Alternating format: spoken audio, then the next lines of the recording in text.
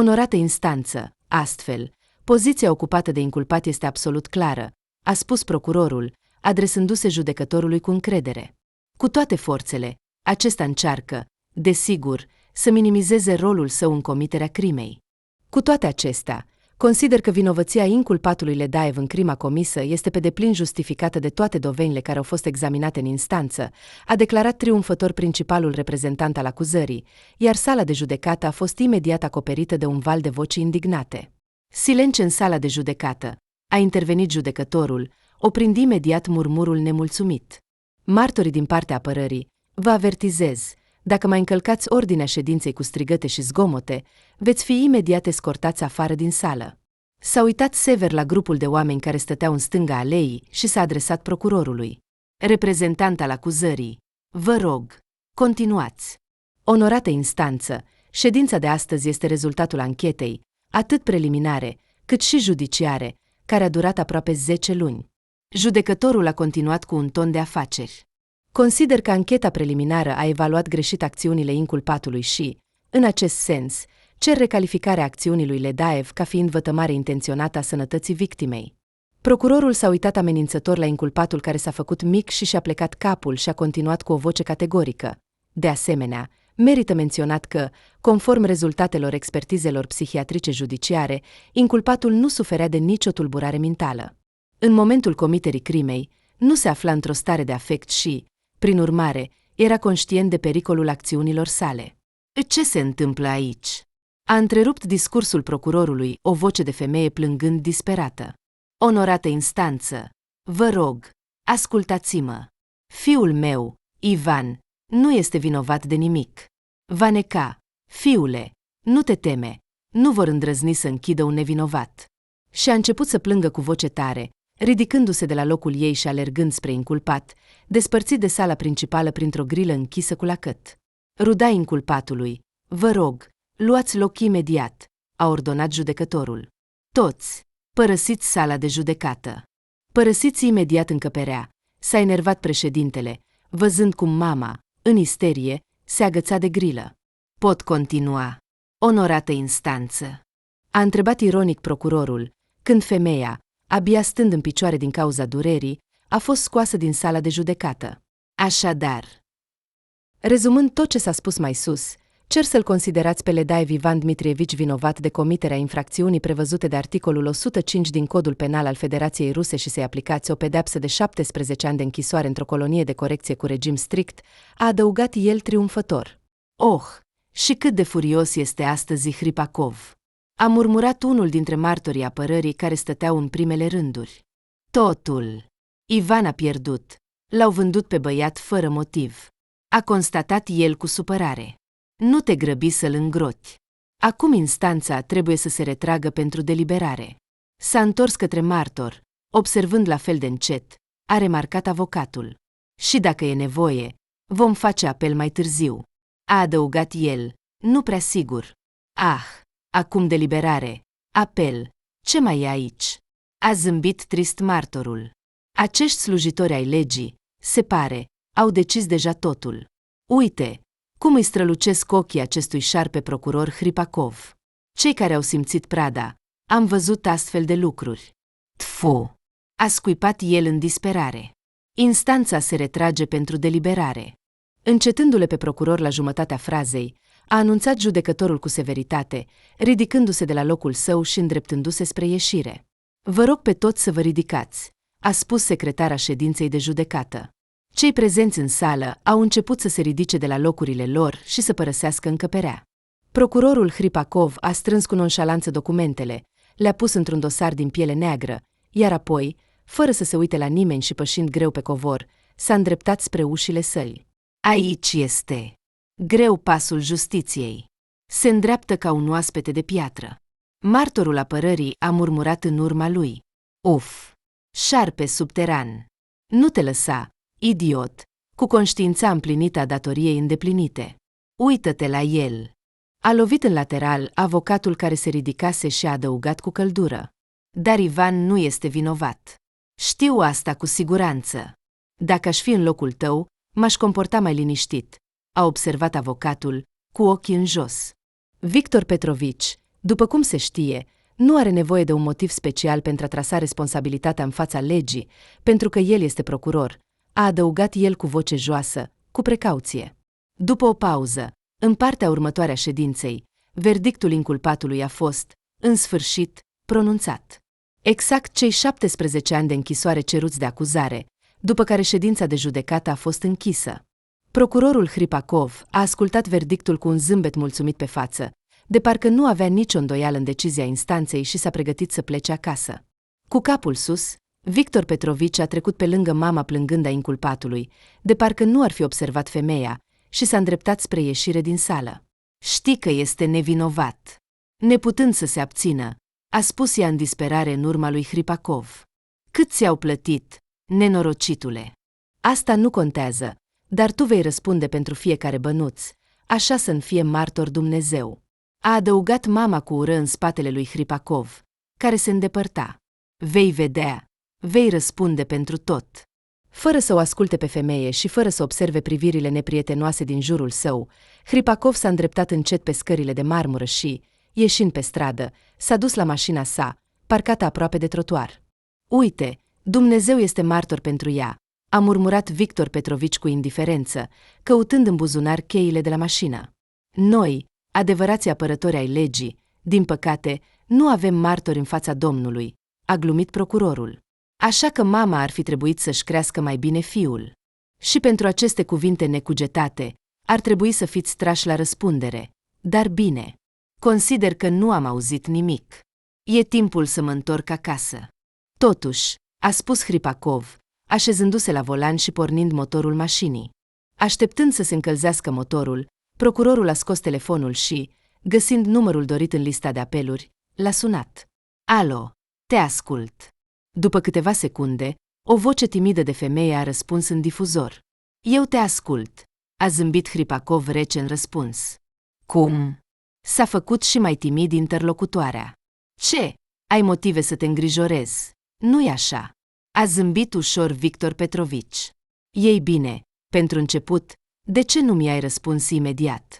Ce făceai de-ai răspuns abia după a 5-a apelare? A întrebat el cu fermitate. Ce să fac? Victor, când am auzit apelul, am răspuns imediat, a asigurat fata cu căldură. Și nu făceam nimic special. Te aștept de la muncă. Gătesc cina, a spus interlocutoarea cu frică. Ei bine, ai grijă de mine, mă pregătesc să vin acasă și în maximum o jumătate de oră voi fi deja acasă, a răspuns Victor Petrovici cu un ton categoric și a avertizat fata care se făcuse tăcută. Dacă nu cumva, nu va fi cină pe masă, atunci să te gândești la tine. Dar, Victor, abia am început să gătesc, a protestat ea slab. Într-o jumătate de oră nu voi reuși. Dar nu trebuia să te lauzi, a declarat Hripakov în răspuns. Nimeni nu te-a tras de limbă, Olga, ai spus singură despre cină. Așa că va trebui să răspunzi pentru cuvintele tale, fetița mea. Cu o răutate ascunsă, a spus Victor Petrovici. Totul a fost înțeles. Așteaptă-le pe stăpân. Atunci, cu o ironie rece, a adăugat el și a încheiat apelul. Vorbind cu soțul, Olga, cu fața schimbată, a lăsat telefonul și s-a uitat speriat în direcția opusă. Olga, ce ai? A întrebat îngrijorată Natalia, vecina de la etaj, o tânără care stă acasă cu un copil mic. Acum ești atât de palidă, parcă ai văzut un fantomă chiar în mijlocul bucătăriei. Dorind să dezvăluie atmosfera, vecina a glumit. Nu, nimic nu s-a întâmplat, a răspuns Olga, uitându-se în jur și grăbindu-se să spună. Până nu s-a întâmplat, dar poate se va întâmpla în următoarea jumătate de oră. Victor a sunat, a spus că vine acasă. Natalia, îmi pare rău, dar te pot ruga? În panică, fata s-a agitat în bucătărie. Mai bine, te rog, du-te acasă. De ce ai intrat acolo? Aveai nevoie de ceapă. Acum o găsesc. Ia-o și du-te repede. A implorat Olga, scoțând de sub masa de bucătărie un coș din nuiele cu ceapă și usturoi. Nu trebuie, nu te îngrijora, a oprit-o Natalia. De fapt, aveam nevoie de morcov pentru supă, dar nu căutam morcovul. Mai bine mă duc acum la Iraida la etajul inferior. A liniștit-o pe vecină și, uitându-se atent la Olga, a întrebat. De ce te-ai speriat atât? Te abuzează Victor, nu-i așa? Ei bine, nu că s-ar întâmpla orice. A eitat Olga, el este procuror. Nu uita, strict, incoruptibil, principial. Victor are, probabil, un astfel de caracter din cauza muncii sale. A încercat ea să justifice soțul cu neîncredere și a observat. Nu mă amintesc cum se numește științific atunci când profesia cuiva îi schimbă caracterul. Ei bine, se numește deformare profesională. I-a amintit Natalia, privind din nou cu neîncredere la vecină și a observat, nu știu ce să spun. Totuși, văd că ai fie mâinile vânătice, fie picioarele cu zgârieturi, de parcă ai fi umblat prin tufișuri de cactus. Nu face asta, Olga, asta e tot ce vreau să spun. Și nicio muncă de procuror a lui Victor nu are legătură cu asta, a adăugat ea cu fermitate. Natalia, cât de greșită ești, i-a răspuns Olga, îi datorez atât de multe soțului meu, când am venit în oraș din micul meu sătuc. Tocmai Victor m-a ajutat să mă integrez, m-a scos în lume, iar apoi m-a făcut soția lui și locuiesc și eu în apartamentul lui, a spus ea cu pasiune. Și apoi, soțul este mult mai în vârstă și mai experimentat decât mine, așa că știe mai bine cum să ne construim relația. Ei bine, bine, dacă așa stau lucrurile, a răspuns Natalia cu neîncredere, dar, din punctul meu de vedere, Victor tău este un abuzator obișnuit și un tiran, a adăugat vecina cu fermitate. Natalia, draga mea, chiar dacă așa este, s-a agitat Olga, să nu te implici cu soțul, îți va fi mai scump. El, dacă ceva, începe să amenințe cu probleme legale, așa că mai bine du-te repede, de frică, iar eu trebuie să termin de gătit cina. A spus fata cu frică, împinând-o ușor, dar insistent pe vecină spre ieșire. Dacă nu reușesc cu cina, atunci nu-mi pot imagina ce se va întâmpla. Bine, plec deja. Liniștește-te, a asigurat Natalia, deschizând ușa de la intrare. Dar totuși sună-mă, dacă e ceva. Am înțeles, a spus vecina, ieșind din apartamentul lui Hripakov. Închizând ușa în urma ei, Olga s-a repezit înapoi în bucătărie și a început să se agite ca un șoricel în roată, încercând să termine pregătirea cinei înainte de sosirea soțului. Doamne, de ce am spus asta? S-a certat fata, realizând cât de repede trece timpul și neștiind de unde să înceapă. Da, dacă nu aș fi spus despre cină, ci despre altceva, Victor ar fi găsit totuși un motiv de ceartă și ar fi folosit asta ca o justificare legală pentru a-mi face o nouă criză. A realizat tânăra femeie și a început să se agite și mai repede în bucătărie. Victor Petrovici a intrat în curte, a parcat cu încredere direct pe gazonul verde din fața intrării și, închizând mașina cu un pas greu, s-a îndreptat spre casă. Parcarea pe gazon era interzisă, așa cum era scris cu litere negre pe alb pe un semn atașat de trunchiul unui copac din apropiere. Dar Hripakov nu a avut nicio îndoială că niciunul dintre vecini nu va îndrăzni să-i facă observații în această privință și, ca un bun gospodar, a continuat să-și parcheze mașina acolo unde considera necesar. Totuși, a existat un moment în care o vecină hotărâtă să se confrunte cu procurorul a găsit curajul să-i facă observație. O vecină energică și întreprinzătoare, pe nume Maria Semenovna, a declarat odată deschis lui Victor Petrovici că nu se teme de el și dorește să pună capăt odată pentru totdeauna aroganței, lipsii de respect și abuzului său față de ceilalți vecini. Și cum, stimate, intenționați să luptați cu aroganța mea, permiteți-mi să mă interesez? A întrebat Hripakov cu un zâmbet ironic, măsurând-o pe bătrână cu o privire disprețuitoare de sus până jos. Foarte simplu, nu s-a speriat deloc ea. Dacă nu înțelegi cuvintele frumoase, atunci data viitoare când îți parchezi mașina pe gazon, voi veni și voi sparge toate geamurile cu un ciocan, a declarat ea hotărât și a întrebat cu ironie. Și ce-i vei face atunci, bătrânei? Te voi băga la închisoare? Sau mă vei obliga să plătesc daunele? Așa că închide-mă. Unde vrei. Nu-mi este frică. Și nu am avut niciodată bani să-ți plătesc, a adăugat ea cu încredere. La tine, a spus procurorul, cu o voce tremurătoare, nu-mi amintesc numele, nu știu și nu vreau să știu. Poate că nu ai bani, a răspuns Hripakov, strângându-și ochii. Totuși, am auzit că ai un nepot adult. Așa că de la el vom cere banii pentru bunurile tale distruse. Și, dacă e nevoie, îl putem trimite și în locuri mai puțin plăcute, a spus procurorul cu un ton grav, amintindu-i bătrânei. După cum se știe, dacă există un om, se va găsi și un articol. Această veche înțelepciune a procurorilor, se spune, amuzându-se de schimbarea stării de spirit a vecinei, a ridicat degetul arătător. Apoi, foarte mulțumit de gluma sa, s-a întors cu importanță spre mașina lăsată pe gazon și s-a îndreptat cu încredere spre intrarea sa.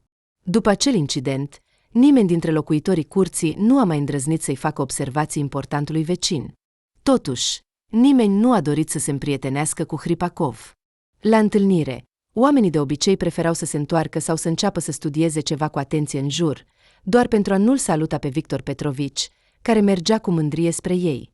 Da, să te gândești, și dracu cu voi, a decis procurorul în mintea sa, având un caracter greu și complicat, fără a avea prieteni apropiați încă din copilărie. Îi trebuie mie, de la soția mea, de ceva vreme încoace, este suficient. Hripakov se comporta într-adevăr cu soția Olga ca un pigmalion cu Galatea, creată de mâinile sale, considerându-se nu doar un binefăcător pentru o fată simplă din provincie, ci și ceva asemănător cu un zeu suprem. Victor Petrovici nu avea nicio îndoială că poate dispune complet de viața soției sale, de parcă aceasta ar fi fost cu adevărat proprietatea sa.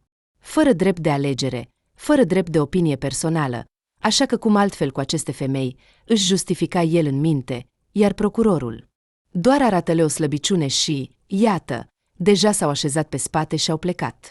În ciuda înălțimii sale și aspectului său impunător, fetele încă din vremurile de la institut preferau să-l ignore pe Hripakov.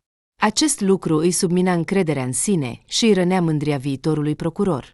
Probabil că din acest motiv s-a grăbit să-și formeze o familie cât mai repede, căsătorindu-se înainte de a termina institutul. Temându-se de fetele frumoase și atrăgătoare de la cursuri, Victor a reușit totuși să-și depășească nesiguranța și a ales intenționat să se căsătorească cu cea mai modestă fată, din punctul său de vedere, dintre ele. Prima soție, Arina, provenea dintr-o familie bună și destul de înstărită. Tatăl ei era director de fabrică, iar după căsătorie, tinerii au început să locuiască în apartamentul cumpărat de părinții ei într-un bloc de apartamente recent construit. Cu toate acestea, când Victor a început să se uite de sus la colegii săi, fiind sigur că a câștigat biletul norocos în viață, a descoperit brusc că tânăra soție nu era atât de modestă și virtuoasă pe cât părea inițial. Obișnuită cu tot ce este mai bun încă din copilărie, Arina a început să ceară, după doar 2 săptămâni de căsnicie, tot felul de lucruri și să facă scandaluri dacă Victor refuza să-i îndeplinească dorințele. Abia terminând institutul, fiica părinților bogați a declarat că nu are de gând să lucreze. Și, deoarece acum este soția lui, va sta acasă, așa cum a făcut toată viața mama ei, pentru a-și menține statutul de susținător și pentru a-și satisface nevoile ridicate fără ajutorul socrului influent. Victor a fost nevoit să muncească din greu și să nu se ferească de niciun fel de muncă care aducea bani. Soția, petrecând zile întregi acasă singură, în loc să înțeleagă situația, a început să-i reproșeze lui Hripakov că acesta lipsește tot timpul și nu-i oferă atenția și grija necesară. Odată, Victor nu a mai suportat și, în furie, a declarat că dacă tânăra soție este atât de plictisitor, atunci să se ocupe singură, căci el trebuie să asigure familia. Ei bine, te-am auzit, a spus Arina cu un zâmbet răzbunător. Din acel moment, toate pretențiile din partea ei au încetat.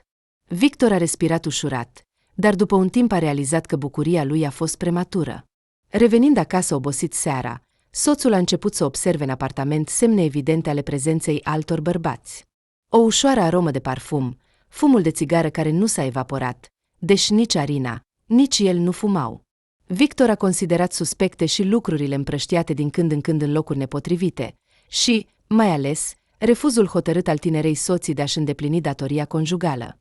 Hripakov, care nu putea suporta minciunile încă din copilărie, nu i-a spus nimic soției despre suspiciunile sale. Dorind să-și aducă soția neascultătoare la adevăr, a decis pur și simplu să vină acasă într-o zi, în mijlocul zilei. Și a surprins în apartament o companie veselă și puțin beată, condusă de Arina.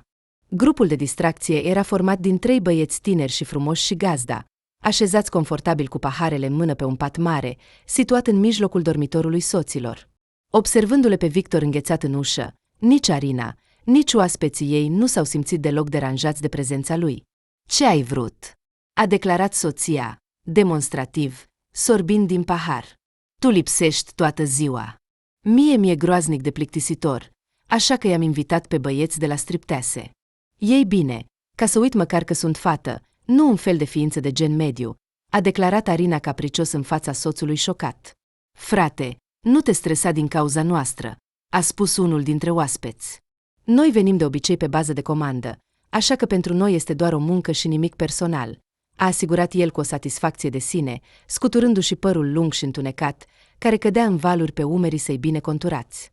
De obicei veniți, a întrebat Victor, necrezându-și propriile urechi. Adică, voi sunteți aici regulat? Nu este prima dată. Făcându-se complet șocat, a întrebat el. Ei bine, da, nu este prima dată. Prietena ta, clienta noastră obișnuită, a intervenit un alt oaspete, soția, un blond cu bucle și cu ochi obraznici. Frate, nu te stresa din cauza noastră. Faptul că suntem acum în acest pat nu poate fi considerat infidelitate, a asigurat băiatul cu un zâmbet simplu. Afară, a spus Victor, abia stăpânindu-se. Dacă te mai văd aici în 5 minute, te voi arunca din apartament în pielea goală, așa să știi, a avertizat soțul înfuriat. De ce te crezi tu aici? A spus, surprinsă, Arina, cu limba legată de băutură. Aceasta este, de fapt, apartamentul meu, ai înțeles? Mi l-a dăruit tata la nuntă. Mie, nu ție. Și tu ești aici nimeni, așa că trebuie să pleci, a declarat soția cu hotărâre. Și cerând să-i umple paharul, i-a dat blondului paharul ei. Și voi, băieți, nu plecați nicăieri, s-a adresat soția oaspeților ei. Abia am început să ne distrăm. Așa că lucrați-vă onorariul, a adăugat ea cu autoritate. Ah, așa vorbești, a întrebat Victor, indignat. Ce înseamnă asta? Eu sunt cel care este de prisos aici? Ei bine, dacă este așa, atunci plec, a constatat soțul cu răzbunare și, fără să se mai uite la nimeni dintre cei prezenți, a scos o valiză din dulap și a început să-și pună lucrurile în ea. Cu toate acestea, spre surprinderea lui Victor, această manevră nu a avut niciun efect asupra Arinei. Continuând să bea cu plăcere din pahar, ea nu a spus nimic și a privit cu curiozitate la acțiunile lui Hripakov. Băieți, el chiar vrea să plece din cauza noastră? A întrebat unul dintre oaspeți, neputând să mai tacă. Ascultă, frate, nu te stresa, s-a întors el către Victor. Cum nu înțelegi, suntem aici la muncă, ca și instalatorii sau electricieni, a spus băiatul cu un ton convingător. Fii mai simplu, bea, relaxează-te în fața situației, privește altfel, a susținut cu căldură colegul său cu părul închis. Victor, de parcă nu a auzit nimic din toate acestea, a continuat să-și pună lucrurile în valiză și doar a aruncat priviri furtive către soția sa, așteptând să vadă frica pe fața ei din cauza plecării sale. Dacă soția s-ar fi trezit imediat și, temându-se să-l piardă pe Hripakov, ar fi început să-l roage să rămână, Victor probabil că i-ar fi iertat. Căci nu-i plăcea deloc să plece dintr-un apartament spațios și confortabil. Cu toate acestea, în momentul în care toate speranțele pentru un rezultat favorabil s-au spulberat, Arina a terminat vinul și a declarat cu un ton categoric: Ce faceți aici? De ce vă plecați? A decis să plece, așa că să plece. Nimeni nu-l va ține. Ce? Hripakov a rămas fără cuvinte de uimire. Mă alungi din casă? Da, înțelegi că după asta pur și simplu mă voi despărți de tine. Uimit, s-a uitat la soția sa. Da, te rog, a tăiat-o Arina, dacă ai fi știut cât de mult m-am săturat de tine în această perioadă. Niciodată nu m-am gândit că a fi căsătorită este atât de plictisitor, iar un asemenea cerșetor ca tine, care nu are nici măcar un colț al lui, nici o curte, îl voi găsi pe orice gunoaie în orice moment, a râs Victoria în față, deja destul de îmbătată. Afectat profund de comportamentul Arinei, Hripakov a strâns hotărât lucrurile, a părăsit apartamentul ei și a depus cererea de divorț chiar a doua zi. Situația neplăcută cu soția s-a imprimat mult timp în sufletul său, l-a făcut să se îndoiască și mai mult de sine și să evite fetele frumoase. Nu, niciodată și sub nicio formă nu mă voi mai căsători, s-a jurat el în gând atunci. Pentru a se distrage de la gândurile rele, s-a dedicat complet construirii propriei cariere profesionale, iar hotărârea lui Hripakov de a dovedi ceva lui însuși a dat în curând roade. În ciuda eșecului total pe frontul personal, afacerile tânărului specialist începător au început să meargă bine. Și iată că, în sfârșit, după 15 ani de muncă asiduă, Victor a reușit să obțină postul de procuror atât de dorit.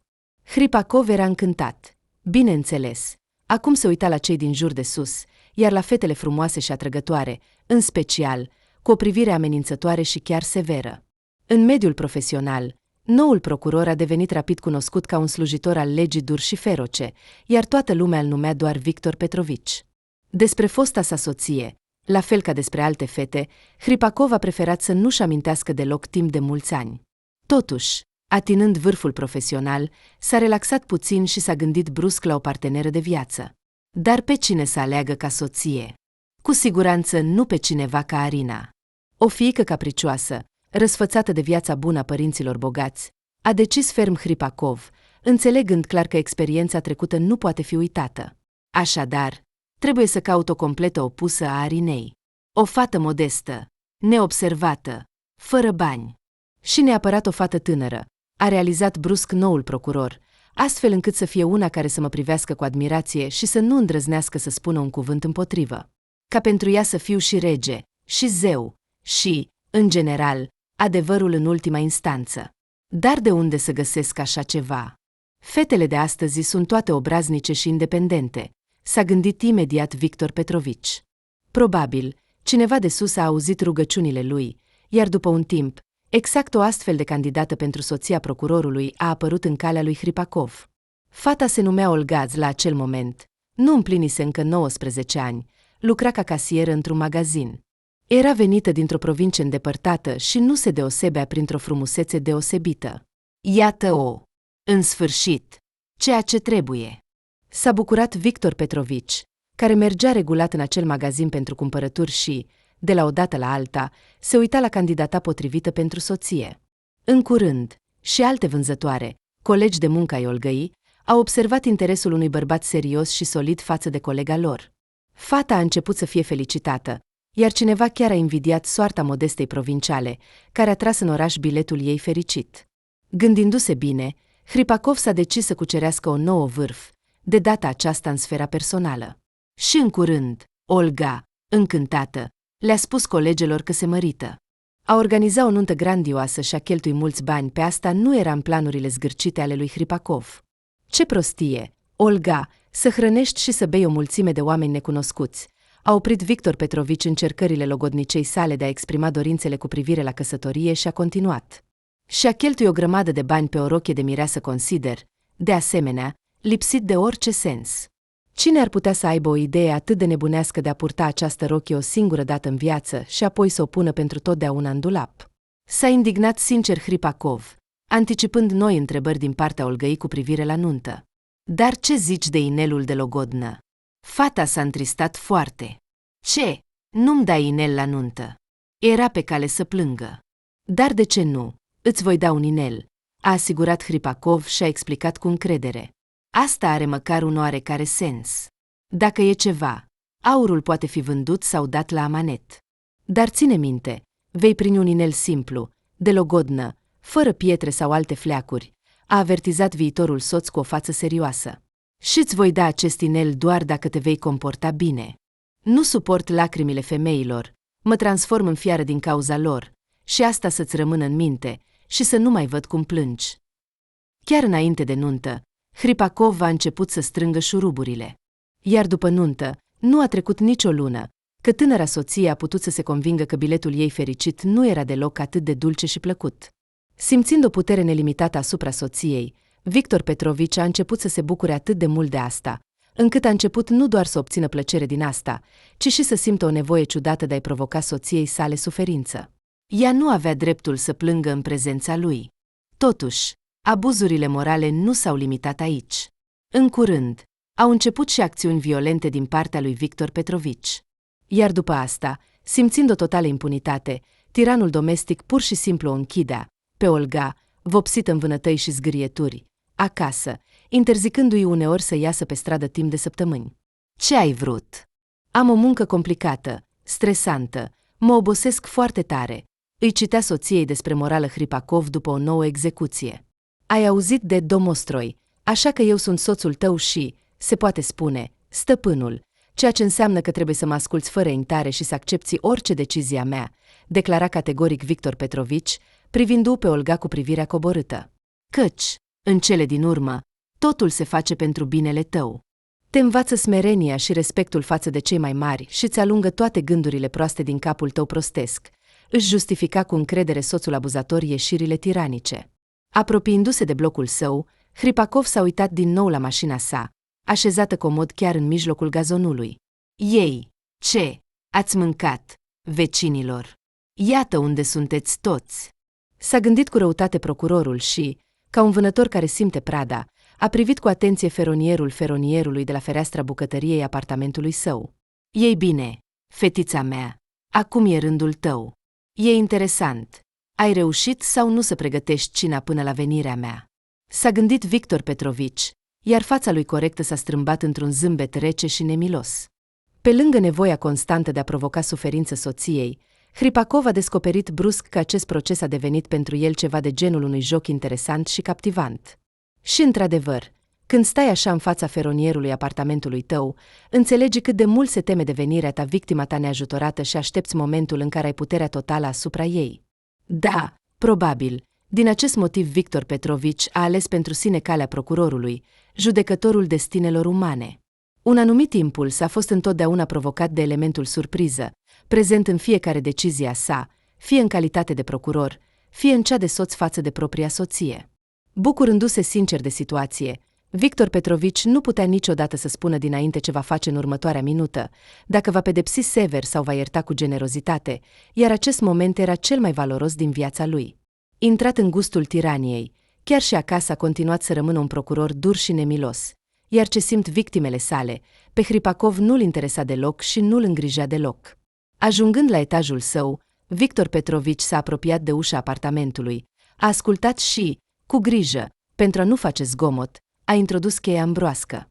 Deschizând ușa fără zgomot, soțul tiran a intrat în hol și, închizând ușa în urma sa, a ascultat din nou, ca un câine de vânătoare înainte de a lua urma. În apartament plutea un miros apetisant de gulaș de carne, din bucătărie se auzea sunetul apei curgând și zgomotul vaselor. Nu ai reușit. Nu ai reușit să pregătești cina până la venirea mea, fetița mea. S-a bucurat în gând Victor Petrovici. Asta înseamnă că te așteaptă astăzi o pedeapsă, micuța mea. Nici nu pot să-mi imaginez ce voi face cu tine în seara asta. A râs cu un zâmbet visător soțul tiran. De asemenea, tăcând, și-a scos încălțămintea de stradă, Victor Petrovici și-a pus dosarul negru pe noptiera din hol și, pe vârfuri, s-a furisat în bucătărie. Olga, care nu bănuia nimic, stând cu spatele la uș, spăla vasele cu sârguință. Hripakov, tăcut, fără grabă, a observat-o timp de 1 minut. Închizând robinetul cu apă, soția, în sfârșit, a pus vasele spălate în suport, s-a întors înapoi și a rămas brusc uimită, observându-le pe soțul ei stând în ușă și zâmbind sinistru. Bună seara, draga mea, a spus el încet, fără a-și lua ochii de la ea cu o privire rece și carnivoră. Nici nu am observat când ai venit, a murmurat fata înspăimântată în răspuns. Mă ocup de toate, te aștept de la muncă, a continuat ea cu o voce tremurândă, ștergându-și frenetic mâinile cu un prosop și privind implorător la Victor Petrovici. Așteptarea este bună, a spus el cu bâlâândețe, dar cel mai important, fetița mea, nu este asta, ci dacă ai reușit să pregătești cina până la venirea mea sau nu. Cu o amenințare latentă, soțul a întrebat, fără a avea nicio îndoială că Olga nu va scăpa de execuții în acea zi. Da, Victor, am reușit cu cina. În momentul în care a distrus toate speranțele și visele tiranului, Olga a răspuns. Uită-te singur. Tigaia este oprită, gulașul este gata pentru cină, cartofii pentru garnitură au fiert mai devreme. I-am făcut piure, a declarat fata cu mândrie, ridicând pe rând capacele de pe oalele acoperite cu mănuși de bucătărie. Adică cum adică totul este gata? Nu și-a putut crede urechile tiranul. Cum ai putut? Cum ai îndrăznit? A spus el uimit. Ah, tu, mică nenorocită, acum te iau. Așteaptă-mă. S-a aruncat în furie spre soția sa Victor Petrovici. Victor, ce faci? S-a speriat Olga, sărind de la el. De ce ești din nou nemulțumit? Te rog, oprește-te acum. A început să se agite ea prin bucătărie, evitând mâinile lui. Stai! Unde? A încercat Hripakov să o prindă pe Olga de părul strâns în coadă. De ce te agiți, prostule? Oricum te voi prinde și vei prinde ce meriți. S-a gândit el, sufocându-se de emoție. Mai devreme sau mai târziu. Dar te voi prinde. Unde ai putea să fugi? Victor, ai înnebunit. A spus Olga în răspuns și, ridicând un taburet, l-a îndreptat cu picioarele spre el. Arăți acum ca un psihopat care a scăpat din spitalul de nebuni. Revinoții. A murmurat fata, privind cu groază în ochii soțului, care ardeau de o furie febrilă. Ce ai spus? A șoptit el în furie în răspuns. Dar tu ești de vină, iar eu nu mai răspund pentru mine. Fără a observa picioarele taburetului, tiranul s-a aruncat spre soție. Totul. Cred că mi-a venit sfârșitul. În panică, Olga a reușit doar să se gândească. Strigând de frică, a împins taburetul și, cu toate forțele, a fugit din bucătărie și, ca o săgeată, a trecut prin hol și antreu, ieșind pe ușa de la intrare pe scară. Fugind de apartament, fata a zburat efectiv pe scări și s-a oprit, respirând greu și ascultând dacă o urmărește cineva.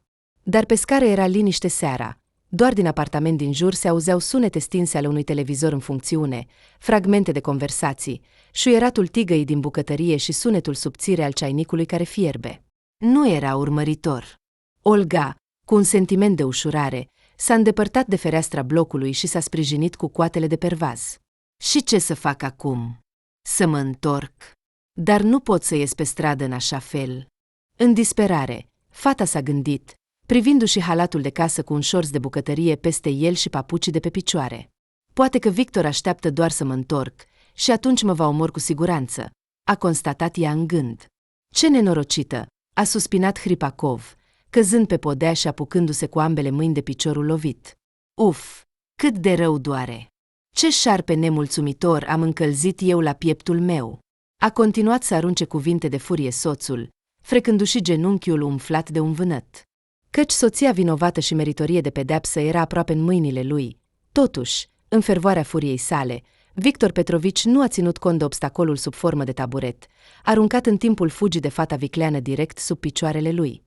Orbit de entuziasm, tiranul a nimerit în acest taburet și, spre surprinderea lui, a căzut imediat pe podea, rănindu-și serios genunchiul drept. Aha, crezi că ai scăpat. Și acum ești liber? Nici vorbă. Te bucuri prea devreme, a șoptit Hripakov în urma soției fugite. Totuși, te vei întoarce în curând. Atunci vom relua această discuție interesantă. A promis Victor Petrovici, încercând să se ridice cu grijă de pe podea. Totuși, în secunda următoare, s-a răzgândit să se ridice de pe podea. Auzind cum ușa de la intrare s-a închis ușor în antreu și dincolo, s-a auzit un sunet viclean al pașilor care se apropiau de bucătărie. Aha, s-a întors. Ei bine, excelent.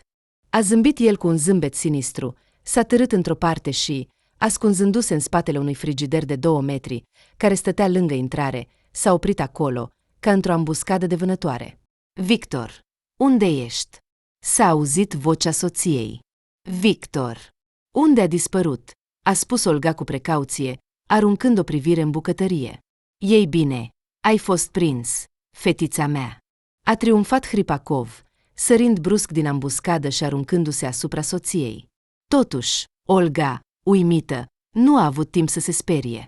S-a ridicat brusc în picioare, tiranul a urlat ca o fiară rănită și, palid de durere, s-a prăbușit înapoi pe podea. Neînțelegând nimic, fata stătea și se uita la soț cu ochii mari. Ei bine, de ce te uiți? Ajută-mă! Repede! A spus cu greu Victor Petrovici. Nu vezi că mi-am rănit piciorul, iar totul din cauza ta, mică nenorocită. A adăugat Hripakov, uitându-se la fată cu ochii săi nebuni, fie din cauza durerii intense, fie din cauza urii arzătoare. Dar Olga, care a suferit destul de mult de la soț, nu s-a grăbit să-l ajute, ci a continuat să stea în ușa bucătăriei cu neîncredere, privind tiranul doborât. Și ce s-a întâmplat, Victor? A întrebat ea cu prudență în cele din urmă. Ai spus că ți-ai lovit piciorul și ai nevoie de ajutor. Dar cum te pot ajuta eu? Dacă mă ridic de pe podea, asta cu siguranță nu voi putea. Ești prea mare. Încep să-mi dau seama că cu soțul chiar ceva nu e în regulă. Olga a îndrăznit puțin. Iar unde este garanția că acum nu mă minți?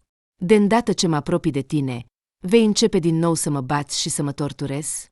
A continuat fata cu neîncredere și cu o ironie ascunsă a adăugat. Poate că te descurci singur? Fără ajutorul meu? O mică nenorocită și o oaie vicleană, nu?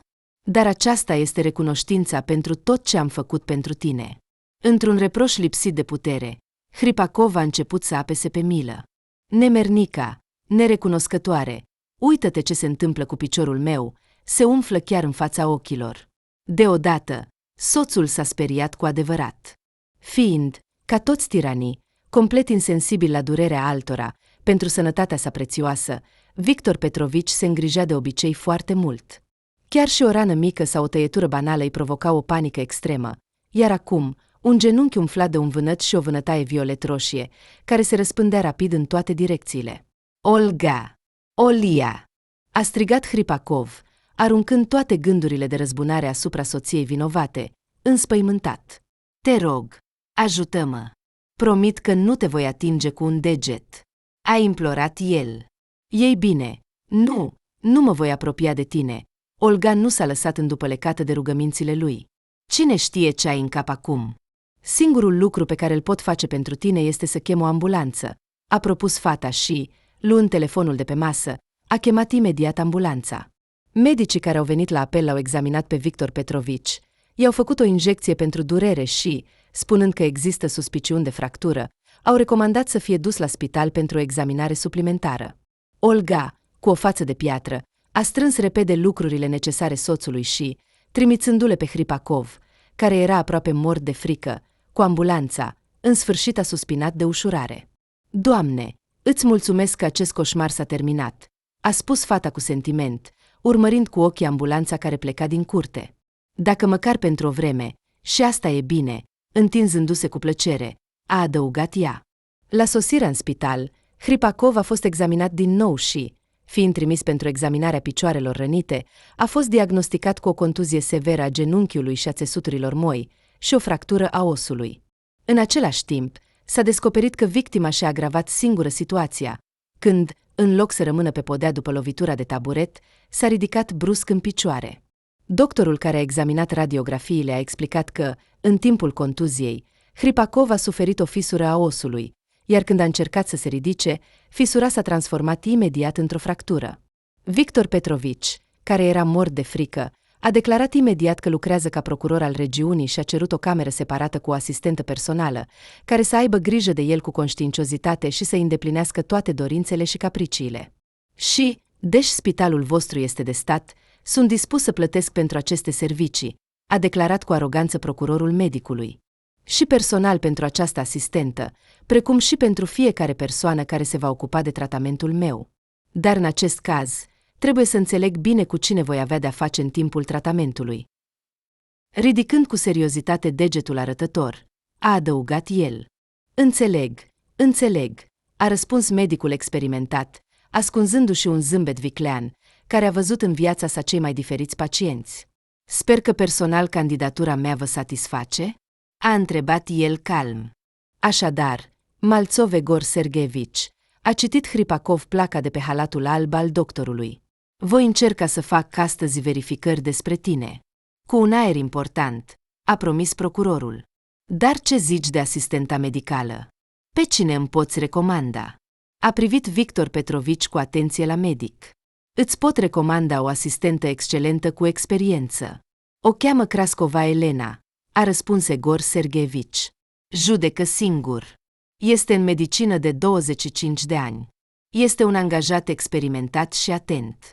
A lucrat ca asistentă de operație și specialist în bandajare, a continuat Malțov. Apropo, acum Elena a început tura și pot să o aduc aici, a adăugat medicul și a ieșit din camera lui Victor Petrovici. Nu au trecut nici 5 minute, că Egor Sergeevici s-a întors însoțit de o doamnă înaltă, bine făcută, îmbrăcată în uniforma de asistentă medicală și cu o bonetă pe părul ei scurt și cărunt. Iată, aceasta este Elena, acea asistentă, a prezentat medicul pe însoțitoarea sa. Aceasta este ea.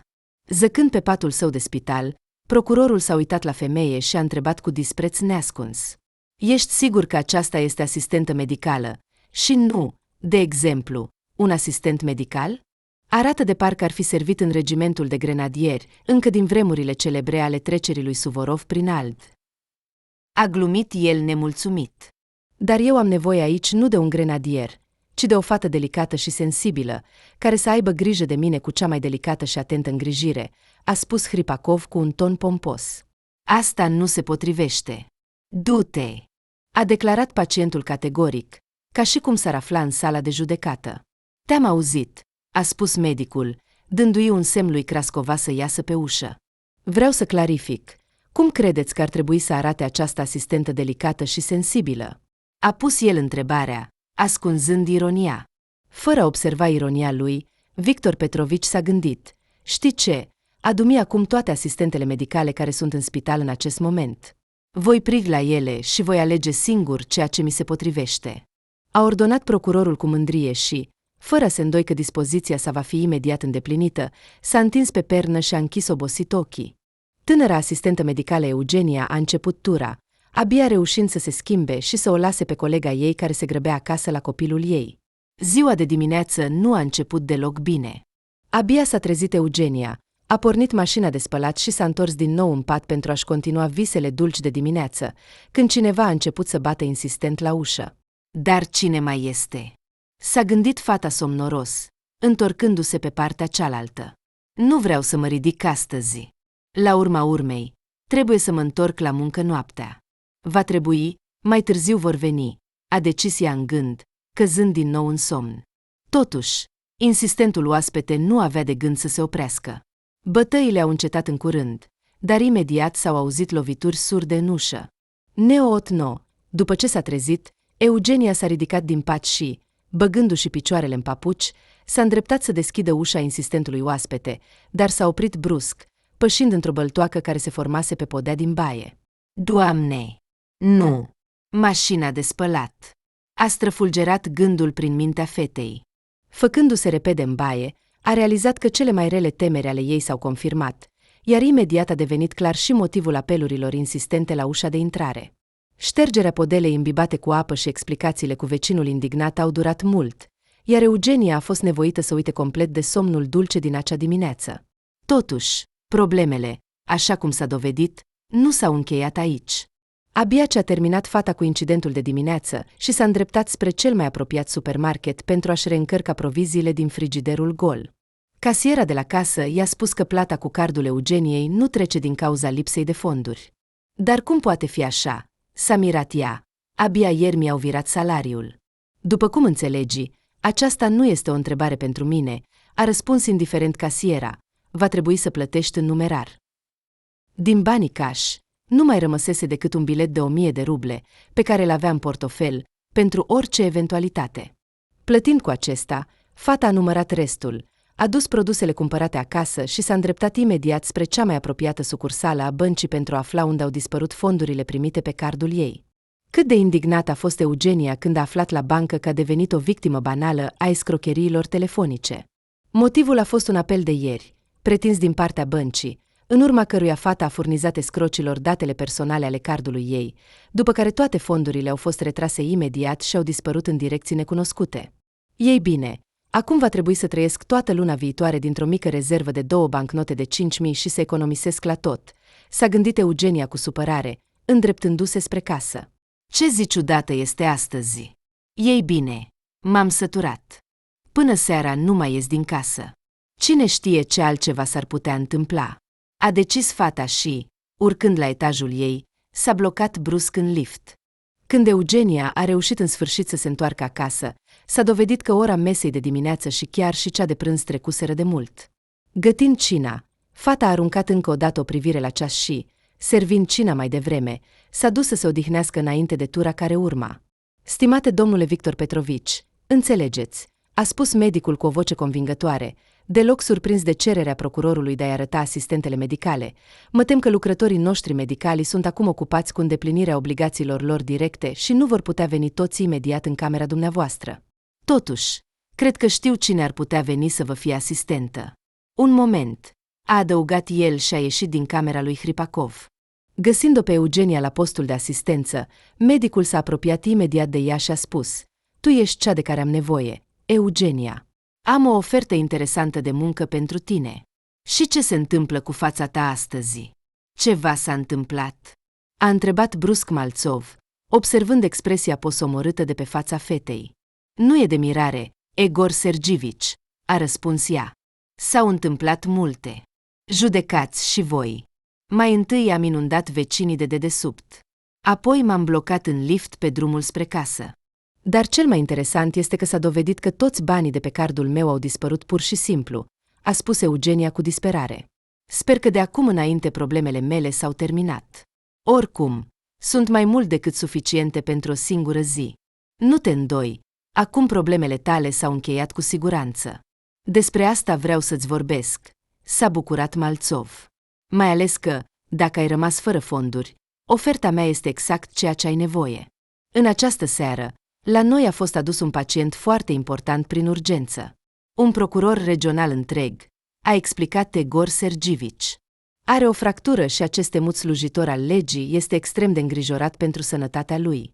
Atât de mult încât a cerut o asistentă separată și este dispus să plătească pentru aceasta, ocolind tarifele pentru serviciile spitalicești plătite, adică personal în buzunar. Vorbind cu voce mai joasă, medicul a continuat. În același timp, el a prezentat cerințe specifice pentru personalitatea asistentei. Și atunci am realizat că, conform tuturor parametrilor declarați, ești perfectă pentru el, a adăugat Malțov cu convingere. Eu? S-a mirat Eugenia.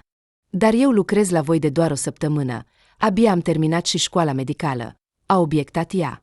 Și totuși. Hai să mergem acum la acest procuror în cameră, a răspuns medicul. Dacă nu-i vei plăcea, atunci nu vei avea nimic de pierdut, iar banii îți vor fi acum foarte bineveniți, a privit cu șiretenie Egor Sergivici la fată prin ochelarii săi cu ramă subțire din metal. Dragă Victor Petrovici, vreau să vă prezint pe Eugenia noastră, a spus Malțov într-un ton profesional și optimist, intrând în camera procurorului și împinând-o pe Eugenia înaintea lui. Asta e ea? Acea asistentă medicală? S-a animat brusc Hripakov, ridicându-se pe pernă și examinând-o pe fată cu o atenție sinceră. Da, aceasta este, a răspuns Egor Sergivici. Totuși, trebuie să vă avertizez, Eugenia nu are multă experiență de muncă până acum. În plus, după cum vedeți, este destul de mică de statură și cu o constituție fragilă. Așadar, după cum înțelegeți, capacitățile fizice ale acestei asistente în munca cu asistentul pot fi limitate. De exemplu, dacă va fi nevoie să vă ridice, cu siguranță nu va putea face acest lucru, a avertizat medicul. Ce tânără, seamănă cu o păpușă drăguță, a spus Victor Petrovici cu interes. Cum o cheamă? Eugenia. Deci Eugenia. Îmi este potrivită? Exact. A declarat procurorul cu încredere și, cu o expresie mulțumită, s-a lăsat pe pernă, continuând să o examineze pe fata rușinată. Perfect. A concluzionat medicul cu ușurare. Atunci, faceți cunoștință între voi, iar eu am încă treabă, a adăugat Malțov, pregătindu-se să părăsească camera. Egor Sergivici, dar ce se va întâmpla cu munca mea principală? A protestat slab Eugenia, a cărei vederea lui Hripakov nu a stârnit un entuziasm deosebit. Ești sigură că voi putea combina munca de asistentă personală cu obligațiile mele directe? A întrebat fata cu îndoială. Egor Sergivici va discuta cu conducerea despre tine, a declarat categoric Hripakov. Nu-i așa, dragă doctor? Procurorul a privit cu o privire semnificativă la Malțov și, strângându-și ochii într-un zâmbet înghețat, s-a întors spre Eugenia. Așa că acum ești fata mea. Dacă vei lucra bine, vei fi bine recompensată, a adăugat Victor Petrovici, continuând să o examineze pe fată fără milă, ca pe un iepure. Ei bine, cred că vă voi lăsa. Trebuie să plec, a spus medicul grăbit și a dispărut pe ușa camerei. Ei bine, de ce stai acolo, la ușă? Aproape-te mai aproape, i-a spus procurorul asistentei medicale Victor Petrovici, când medicul a plecat deja. Ia un scaun, așează-te lângă mine. Să ne cunoaștem. Ești Eugenia, nu? Și eu mă numesc Victor Petrovici. Să ne cunoaștem, a întins mâna procurorul fetei. Eugenia Pavlovna a răspuns cu precauție Eugeniei, strângând cu reluctanță palma mare a lui Hripakov și imediat a încercat să-și retragă mâna din degetele umede și lipicioase ale procurorului. Totuși, Victor Petrovici nu s-a gândit să elibereze mâna fetei. Ce mână mică și delicată, ca o jucărie. A zâmbit cu un zâmbet unsuros, parcă ar fi vrut să o țină așa pentru totdeauna. Victor Petrovici, am înțeles corect, aveți nevoie de o asistentă? A observat rece Eugenia în răspuns, cu dificultate scoțându-și mâna din palma lui Hripakov. Dacă mă veți ține tot timpul de mână, nu voi putea îndeplini îndatoririle mele, a spus fata cu reținere. Proastă, așa este acum îndatorirea ta, să îndeplinești tot ce-ți voi cere, a râs procurorul cu satisfacție. Așa, recuperarea mea va decurge mult mai repede, iar eu am nevoie foarte, foarte mult de muncă, căci justiția, după cum se știe, nu așteaptă, a declarat el cu emfază. Îmi pare rău, dar în acest caz aveți nevoie nu de o asistentă, ci de o fată pentru distracție, s-a supărat Eugenia. Probabil că ați venit la adresa greșită. Eu sunt, de fapt, un lucrător medical certificat, chiar dacă sunt la început. Uf, ce fată, dar cu caracter. De parcă ești o mică păpușă. S-a mirat procurorul. Dacă ai decis să mă jignești aici, nu uita, eu sunt procuror și am de-a face cu legea, iar întotdeauna se va găsi un motiv pentru a trage pe cineva la răspundere. Privind amenințător fata, Hripakov a aplicat metoda sa preferată de intimidare. Ei bine, dacă ai de-a face cu legea, înseamnă că o cunoști bine, a observat Eugenia cu curaj. Și conform legii, după cum se știe, există responsabilitate pentru amenințările de violență și pentru hărțuire, de asemenea. Continuând cu încredere, fata a întrebat cu o ușoară ironie.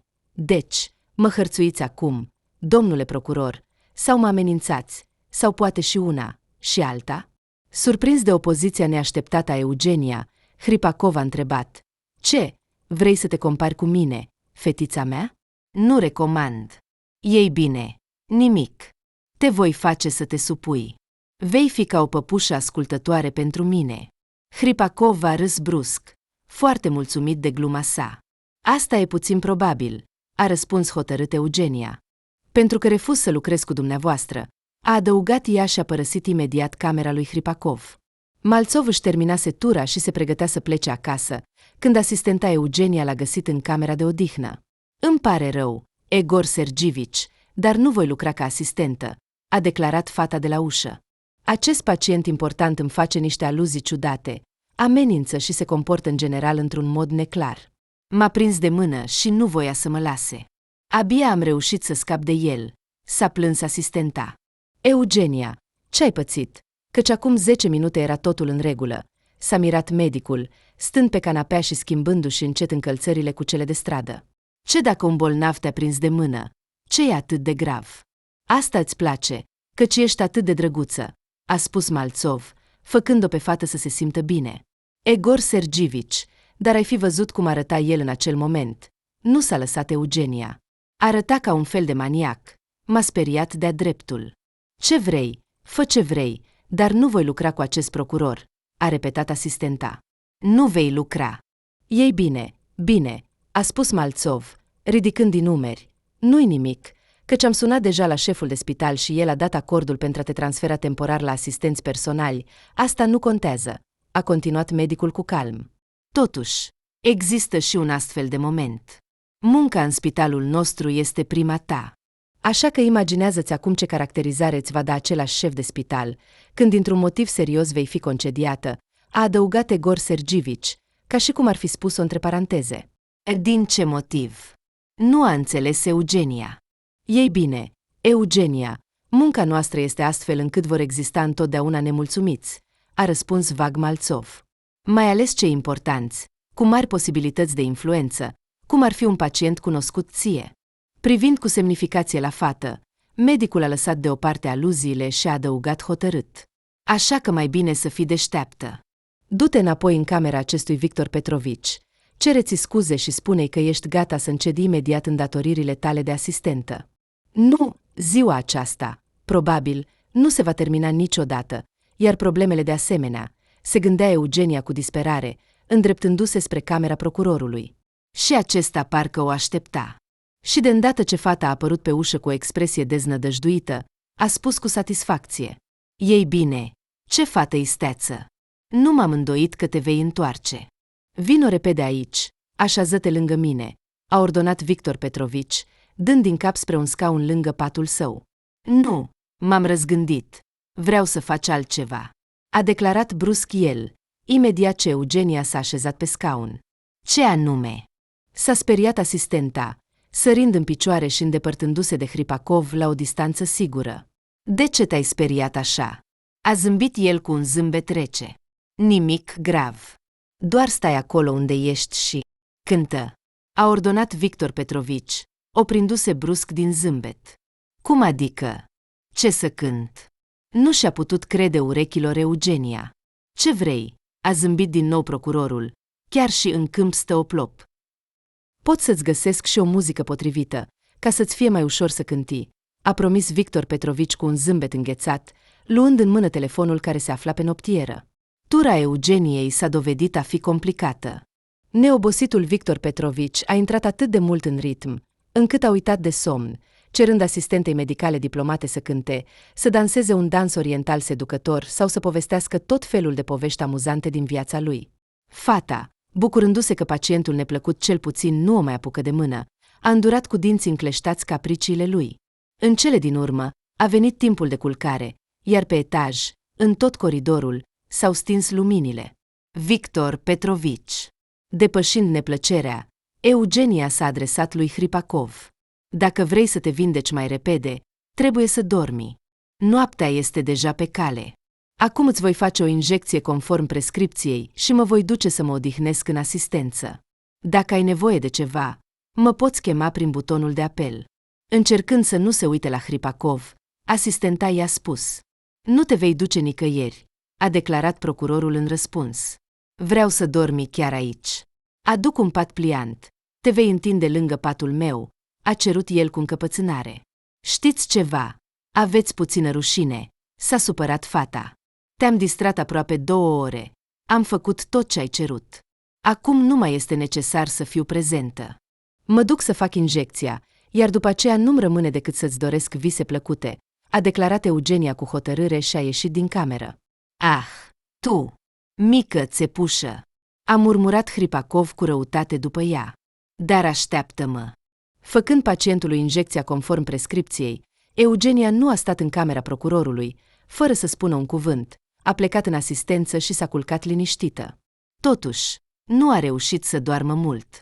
Nu a trecut o oră, că butonul de apel din camera pacientului important s-a activat. Nevrând să se trezească, Eugenia s-a ridicat de pe canapea și, cu somnolență, s-a îndreptat să afle ce s-a întâmplat de data aceasta cu neliniștitul Victor Petrovici. Ce ai făcut? A întâmpinat-o el pe fată cu o expresie de dispreț. Uite, după injecția ta, mi s-a amorțit toată fesa, a declarat Hripakov, lăsându-și jos pantalonii de pijama și arătându-i Eugeniei fundul său. Te înșeli. Locul injecției arată absolut normal. Încercând să se controleze, a răspuns asistenta. Aprinzând lumina, s-a apropiat mai aproape și, examinând micuțul semn lăsat de injecția pe care i-a făcut-o, a observat că ar fi mai bine să se odihnească, nu să organizeze acest circ la miezul nopții. Și eu spun că mă doare, a întrerupt-o Hripakov. Așa că acum te vei așeza pe patul meu și îmi vei face masaj la locul înțepat, până când durerea va dispărea, a declarat el cu încăpățânare și, întorcându-se pe burtă, a ordonat. Dar ce aștepți? Începe! Toate cele bune, Victor Petrovici. Eugenia nu a vrut să se contrazică cu pacientul complicat, a stins lumina, a părăsit cu încredere camera lui și s-a dus din nou să doarmă. Butonul de apel din camera lui Hripakov s-a activat de câteva ori pe parcursul nopții, dar asistenta nici măcar nu s-a gândit să reacționeze la asta. Trezindu-se dimineața, Eugenia s-a ridicat de pe canapea și, pentru orice eventualitate, a decis totuși să verifice cum stă procurorul. Dar, intrând în cameră, a rămas surprinsă de neașteptat, văzând că Victor Petrovici, cu un zâmbet sarcastic pe față, nu se află deloc în patul său, ci lângă el, pe podea. Iată cum lucrezi, umplându-te de o furie dreaptă, a spus Hripakov. Te-am chemat toată noaptea, dar nu m-am putut aștepta. Acum poți să nu te grăbești. Am anunțat deja medicul la telefon despre comportamentul tău neprofesional și el va fi aici în curând. Ca și cum ar cere cea mai mare pedeapsă în sala de judecată, a declarat procurorul cu un ton acuzator. Eugenia, ce se întâmplă aici? A apărut Egor Sergivici la ușa camerei. Așa, deci, este adevărat, Eugenia. Cum ai putut? S-a indignat medicul, văzându-le pe Hripakov întins pe podea. Împreună, asistenta și Malțov au reușit cumva să-l ridice pe procurorul greu și să-l readucă în pat. Cum ai ajuns pe podea, stimate Victor Petrovici? L-a miustrat medicul. Ție ți-e interzis să te ridici deocamdată. Mi-a fost foarte sete, a răspuns Hripakov cu mofturi. Am chemat asistenta mea. Apoi am realizat că este inutil, așa că am decis să ajung singur la sticla cu apă, a explicat el indignat și a adăugat, uitându-se cu răutate la Eugenia. Voi face plângere și când voi ieși de aici, voi face tot posibilul ca această nesimțită și Sonia să fie concediate neapărat pentru cea mai neplăcută infracțiune. Promit. Sunt de acord cu dumneavoastră. Eugenia, desigur, a greșit, a răspuns medicul cu conciliere.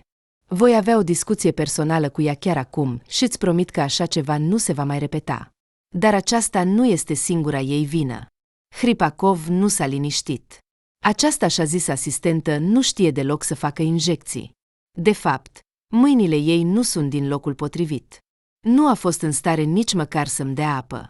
A inundat toată patul cu apă. Și-ți voi spune un secret.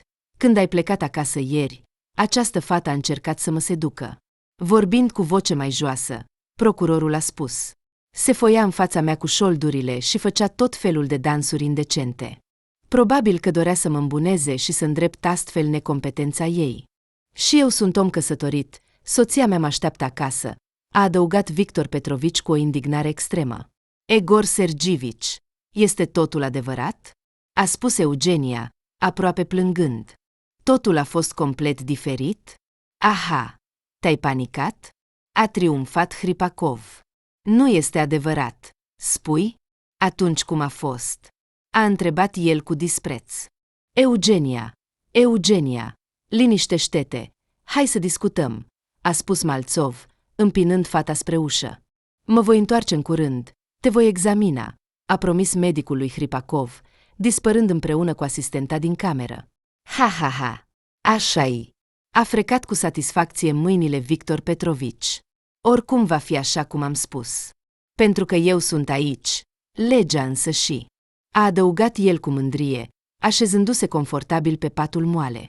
Așa că, ce a spus Eugenia lui Egor Sergivici, când au ieșit din camera procurorului? Fă ce vrei, dar trebuie să te conectezi cu acest Victor Petrovici. Trebuie să-l stabilești cu orice preț. Ai văzut singură. Acest domn nu glumește deloc, așa că ne poate crea probleme tuturor foarte ușor.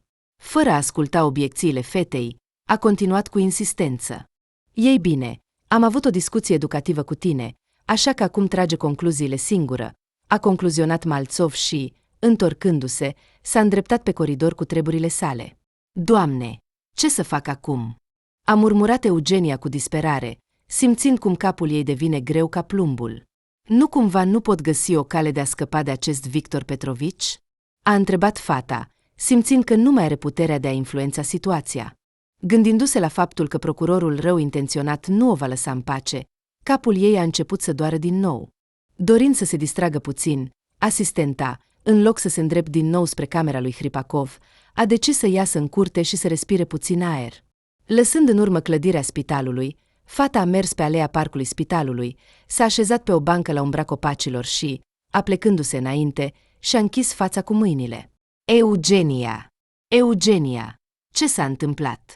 A auzit brusc fata o voce deasupra ei. Ridicând ochii, a văzut o siluetă masculină înaltă, îmbrăcată în halat alb, stând în fața ei. A, ești tu, Stepa, a spus Eugenia fără entuziasm. Salut, a răspuns el, așezându-se lângă ea pe bancă. Mă plimbam pe aici și am văzut. Ești tu, nu ești tu. Ce s-a întâmplat? Ești cam tristă, supărată, a întrebat el cu îngrijorare. Oh, Stepa, nici nu mă întreba, a dat din mână Eugenia. Am intrat într-o poveste atât de complicată, că acum nu știu cum să ies din ea. Avem un pacient care a apărut, așa că m-au prezentat ca asistentă personală. Ar trebui să mă duc acum la el, dar stau aici și nu mă pot forța, s-a plâns asistenta. Pacientul a apărut. Ca un gândac, nu-i așa? A râs Stepa. Ei bine, cam așa, dar mult mai rău, a răspuns Eugenia cu o față posomorâtă. Ție ți se pare amuzant, dar crede-mă, deloc nu-mi vine să râd. Ei bine, spune-mi, ce s-a întâmplat? Poate că te pot ajuta cu ceva, a propus Stepa, scoțând din buzunar o cutie de țigări și un brichete. Oricum, am acum o pauză. Ei bine, ascultă, dar să știi că nimeni nu mă poate ajuta aici, a suspinat fata. Căci acest gândac are clar os pe mine. Cu Stepa, Eugenia s-a cunoscut acum câțiva ani, când a rămas brusc orfană și a ajuns într-un orfelinat. Fata avea atunci abia 14 ani, când părinții ei au murit într-un accident de mașină, iar alți rude nu aveau un oraș. Ajungând în condiții neobișnuite, Eugenia s-a speriat foarte tare, iar băieții mai mari, observând-o pe noua venită drăguță, au început imediat să-i arate un interes deschis, de multe ori nu tocmai corect. Speriată de băieții obraznici, fata se temea să se plângă educatorului, așa că prefera să nu comunice cu nimeni și să se ascundă mai mult prin colțuri. Atunci a apărut în viața ei un apărător neașteptat pe nume Stepa. Fiind mai mare cu câțiva ani, băiatul a trăit de la naștere în orfelinat și nu și-a cunoscut părinții. De la natură înalt, puternic și robust, noul prieten l-a protejat imediat pe Eugenia de pretențiile băieților mai mari, declarând că, de acum înainte, ea este doar prietena lui. Nu au avut curajul să se asocieze cu Stepan Nahală, iar acum toți cei din jur erau convinși că el și Eugenia se întâlnesc. Totuși, în realitate, ceea ce îi lega era doar o prietenie sinceră. Din fericire, Eugenia a stat în orfelinat doar câteva luni. În curând, o bună cunoscută a familiei a aflat despre moartea părinților ei, a obținut tutela asupra fetiței și a luat-o la ea. Cu toate acestea, prietenia lui Stepan cu Eugenia nu a dispărut nicăieri. Au continuat să comunice și să se întâlnească periodic, dar rămâneau doar buni prieteni.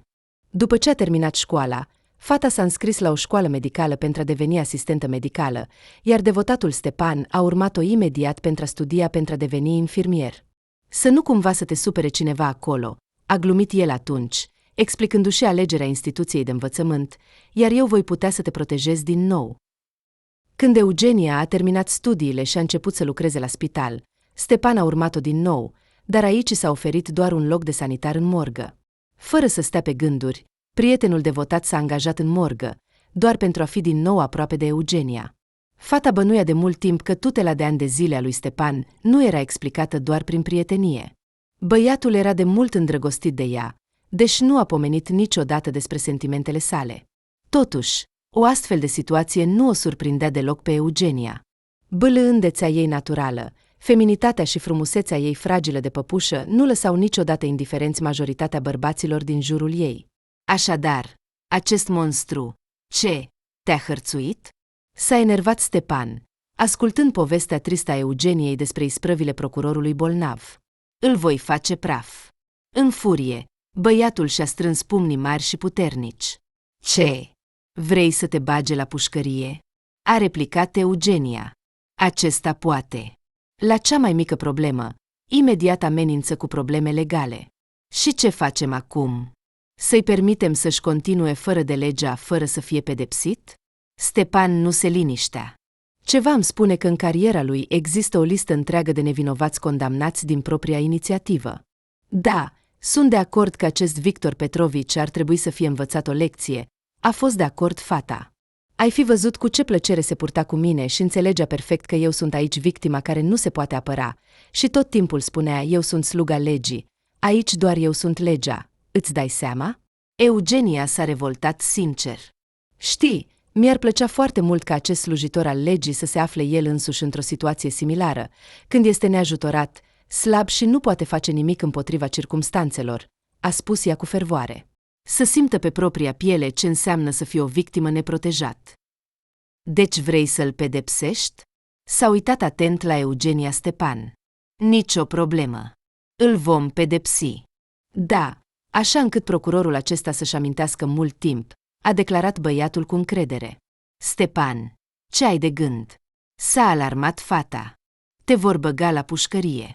Nu e un fapt, a replicat prietenul ei, ridicându-se de pe bancă și, stins țigara, a aruncat-o în coș. Cu condiția să facem totul cu cap. Nu mă vor băga la pușcărie.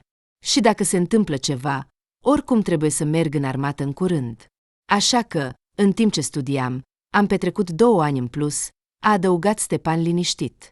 Oh, degeaba ți-am spus toate acestea, a șoptit fata cu supărare. Nu-mi place deloc starea ta de spirit. Eugenia, ai făcut totul corect. Astfel de monștri trebuie să fie învățați, a spus Stepan ferm. Și nu voi permite niciodată să te hărțuiască. Și acum nu voi permite. Uite, du-te la acest Victor Petrovici, suportă-le puțin, a spus el cu seriozitate Eugeniei. Iar când se va apropia noaptea, iar tot personalul spitalului, în afară de cei de serviciu, se va dispersa acasă, voi veni și te voi înlocui. Și tu ai și tutură de noapte astăzi? A întrebat Eugenia. Eu nu, a răspuns Stepan. Totuși, partenerul meu va fi foarte încântat de compania mea. Uf, ne vom distra de minune astăzi. A râs el și a adăugat cu entuziasm. Ei bine, hai. Mai întâi arată-mi camera unde se află acest slujitor al legii. Aha, ai venit, a triumfat Hriapakov când a văzut-o pe Eugenia la ușa camerei sale. Vezi, totul se întâmplă exact așa cum vreau eu, a continuat el cu satisfacție, privindu-o cu superioritate pe asistentă. Și te-am avertizat că așa va fi. S-a convins acum. Bine, este trecut, dar, fata mea, pentru ca tu să înveți lecția pentru viitor, va trebui să te pedepsesc, a spus Victor Petrovici, strângându-se într-un zâmbet rece și răutăcios. Nu înțeleg despre ce vorbiți. S-a gândit Eugenia, tremurând de repulsie la zâmbetul lui, și a spus cât mai calm. Eu lucrez ca îngrijitoare pentru dumneavoastră. Dar puteți pedepsi îngrijitoarele? Sarcina mea în acest moment este să vă fac o nouă injecție, apoi să mă asigur că luați medicamentele prescrise de medic, iar după aceea să vă aduc micul dejun, a continuat cu rațiune asistenta, apropiindu-se de patul procurorului cu un mic tăvălău în mână, pe care se afla seringa pregătită pentru injecții și un flacon cu pastile. Ei bine, și asta e corect, a spus procurorul cu aprobat, întorcându-se pe burtă pentru ca asistenta să-i facă injecția. Dar să răspunzi pentru greșelile tale este o lipsă de respect față de mine. Fata, va trebui să plătești. Pentru ziua de ieri, din păcate, nu vei primi plată, a zâmbit cu dispreț Hriapakov la Eugenia. Dar acesta este un punct discutabil. Având în vedere cum te-ai comportat, a observat cu reținere Eugenia, făcând pacientului injecția și apăsând locul injecției cu un tampon cu antiseptic. Iată, de exemplu, m-ai criticat pentru că nu știu să fac injecții și, cu toate acestea, acum injecția mea nici măcar nu ai simțit-o. Iar să te foiesc cu șoldurile, Victor Petrovici, m-ai obligat tu însuți, dar ai prezentat situația complet diferit, a reproșat fata pacientului complicat. Dar tu ești singura vinovată, a declarat cu convingere Hriapakov. Nu trebuia să te contrazici cu mine și să mă enervezi. Și până acum nu vei primi niciun ban, și să fie aceasta o lecție pentru tine. Am spus, a ridicat el bărbia în fața asistentei.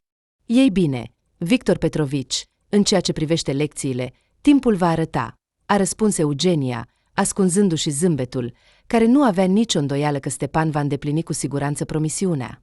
Cât de bine o cunoștea fata, caracterul prietenului său era întotdeauna același, el își ținea cuvântul. Ești prea deșteaptă, parcă nu ai vârsta, a privit din nou procurorul cu răutate la Eugenia. Te-aș învăța și învăța, cum dorești, Victor Petrovici, iar eu acum voi merge să-ți aduc micul dejun, i-a răspuns Eugenia cu un zâmbet curajos și, luând tăvălăul de pe noptieră, a ieșit din cameră. Ziua a trecut lin spre seară. Hriapakov, evident obosit de noaptea trecută, se comporta liniștit, dormind în principal în patul său. Comportamentul calm al procurorului era evident influențat de sedativul prescris de medic, pe care Eugenia i l-a adus din nou după cină. După ce a mâncat cu poftă, Victor Petrovici a înghițit pastilele și, ca un șarpe sătul, a căzut din nou într-un somn bâlând. Hriapakov s-a trezit brusc, ca și cum ar fi fost împins. Era deja seară târzie, se întunecase, iar camera era învăluită în întuneric profund. Deschizând ochii, Victor Petrovici a rămas șocat de o frică sălbatică. Lângă pat se aflau 2 figuri masculine înalte, îmbrăcate în halate albe și măști, care le acopereau fețele până la ochi. Străinii tăceau și se uitau cu atenție la procurorul șocat. Se pare că ne-au spus să-l ducem în morgă. A șoptit, în sfârșit, unul dintre ei cu o voce răgușită. Exact. Și numărul camerei coincide, a răspuns celălalt, cu un ton amenințător. Aici se vede chiar și în întuneric. Sărmanul cadavru curat, a adăugat el, aplecându-se peste Hriapakov, care a închis imediat ochii, prefăcându-se fie că doarme, fie că este mort. Așteaptă. Nicolae, se pare că el este încă viu, a observat Sid, punându-și degetul pe gâtul procurorului. Dar cu atât mai rău pentru el, a răspuns partenerul, fie viu, fie mort. Dacă l-au dus în morgă, va trebui să stea acolo și viu, până nu moare el însuși. A râs el cu un râs înfricoșător. Aha, iar dacă începe să se agite, îl vom lovi cu ceva greu, atunci va muri mult mai repede. A fost de acord Sid. Bine, eu îl ridic de picioare, tu de mâini și întăvălău. Iar dimineața, Vasilii va veni la muncă și îl va deschide. Doamne! Ce, oare? Vasilii vrea să mă deschidă dimineața. S-a speriat Hriapakov. Eu nu sunt cadavru, eu sunt viu. A vrut să strige procurorul, acoperit de un sudor rece, dar, speriat de promisiunea lui Sid de a-l termina, slujitorul legii, cu coada între picioare, a considerat că este mai bine să tacă. Între timp, sanitarul a mutat cu pricepere în tăvălău, acoperindu-le cu o pătură murdară și urât mirositoare, și, coborând cu liftul la etajul inferior, au dus tăvălăul cu procurorul înghețat de groază în morgă. Ei bine, Nicolae, hai să ieșim afară, iar acesta să rămână în tăvălău. A continuat Sid. Hai, a răspuns partenerul său cu o voce joasă. Să rămână aici. El este mort, așa că nu va dispărea nicăieri până dimineața. A fost de acord și a adăugat. Dar când ne întoarcem, îți voi arăta un truc. Ce truc? S-a arătat interesat Sid. Aici este ce am observat cu entuziasm, a răspuns partenerul. M-am uitat la patologul nostru Vasilii. M-am uitat, iar el mi-a spus în ultima tură. Văd că te interesează, Nicolae. Vrei, spune el, să înveți să deschizi cadavre? Iar eu am spus, da, desigur, vreau. Și atunci Vasilii mi-a întins un bisturiu și a spus, vrei să înveți? Taie. Și tu ce ai făcut? A întrebat Sid cu interes. Ei bine, am luat bisturiul, am început să tai, desigur, a spus partenerul cu mândrie. Dar minți. De unde i-ar veni lui Vasilii să te învețe? Nu a crezut Sid, are el oare puțin de muncă? Nu crezi. Acum îți voi arăta, s-a supărat partenerul. Așa că, dezbracă-le pe acest nou venit, pe care l-am adus acum din cameră, iar eu voi merge după bisturiu, îți voi arăta direct pe el ce m-a învățat Vasilii, a răspuns el cu indignare. Nu, nu. Nu a mai putut suporta Victor Petrovici. Nu mă atingeți, eu sunt viu. Ajutați-mă! Cu un sentiment primitiv de groază, a strigat procurorul, zguduind pereții morgii obișnuiți cu tăcerea cu un strigăt disperat. În ultima încercare de a-și salva viața, Hriapakov s-a smuls de pe tăvălău, dar, brusc, slăbind, a căzut înapoi și s-a oprit, pierzând conștiința din cauza excesului de emoții. Gata, a leșinat, a constatat unul dintre sanitari, îndepărtându-și masca de pe față. Bine, cred că pentru el a fost suficient pentru astăzi. Până nu și-a revenit, să-l ducem înapoi, Stepan. Dar dacă ne va spune șefilor, Nicolae, s-a îndoit Stepan. Ei bine, nu-l omoară acum, a zâmbit înapoi Nicolae. Nimic, ne vom descurca, vom spune că a fost o mică greșeală. Am confundat camerele din prostia noastră naturală. Cu cine nu se întâmplă, a râs el. Nu, nu, aici trebuie să facem altfel, a răspuns Stepan cu entuziasm. Mai bine să creadă că totul i s-a părut. Poate că va fi considerat un psihopat, a râs sanitarul și, prin râs, a adăugat că trebuie doar să o avertizăm pe Eugenia. Să spună că a petrecut toată noaptea lângă el. Ar fi amuzant. Victor Petrovici s-a trezit în patul său și imediat, înfricoșat, a deschis ochii. Sunt în cealaltă lume? Sau în aceasta? Tremurând din tot corpul, s-a gândit el și, ridicându-și capul, s-a uitat în jur. Era dimineața de vreme, se lumina. Lângă pat, pe un pat pliant, dormea liniștit asistenta Eugenia, acoperită până la față cu o pătură subțire de stat. Doamne! Eu sunt viu! Viu! Neputând să-și stăpânească emoțiile, Hriapakov a strigat în întreaga cameră. Ce s-a întâmplat, Victor Petrovici? S-a ridicat imediat Eugenia de pe patul pliant. De ce strigați așa? Mai este mult până la trezire. Vei trezi toți pacienții din secție. Dar unde sunt ei? S-a uitat surprins la fată procurorul. Cei doi aceia. Bărbați mari în halate albe și bandaje. În față. A întrebat el, confuz. Victor Petrovici. Dar ce bărbați? A spus Eugenia cu convingere. Nu a fost nimeni aici. Am dormit toată noaptea pe patul pliant lângă patul dumneavoastră, iar dumneavoastră ați dormit toată noaptea și nu v-ați trezit niciodată. Abia reținând râsul, i-a spus asistenta. Serios? Nu a crezut Hriapakov cu suspiciune, uitându-se la fată. Bineînțeles că este adevărat. Și, fără să clipească, a răspuns Eugenia. Îți amintești, tu însuți ai dispus să dormi pe patul pliant în camera ta. Așa că am dormit. Și dacă acum încep să investighez această poveste, atunci ce? A întrebat Hriapakov cu o amenințare ascunsă. Așa că, răspunde imediat. Ce știi despre acești doi în halate albe? A cerut el furios. Victor Petrovici, credeți-mă, nu a fost nimeni aici. Nu s-a speriat deloc Eugenia. Și vreau să vă dau un sfat. Despre această viziune a dumneavoastră, mai bine să nu spuneți nimănui, a spus fata cu voce joasă. Înțelegeți, medicul Egor Sergivici ar putea crede că sunteți, cum să spun, scuzați-mă, puțin nebun. Ar putea decide să vă facă o expertiză psihiatrică, iar aceasta ar fi o lovitură pentru reputația dumneavoastră profesională. Nu vă veți mai curăța niciodată, a adăugat fata, făcând ochi mari. Ce? S-a liniștit imediat Victor Petrovici. Dar tu, sper că nu vei spune nimănui despre asta. A întrebat el cu precauție. Ce să spun, Victor Petrovici? Desigur că nu. Cu ultimele puteri, reținând râsul, a răspuns Eugenia. De acum înainte, este un mormânt, iar acești doi în halate albe vor fi micuța noastră taină, a adăugat ea cu semnificație.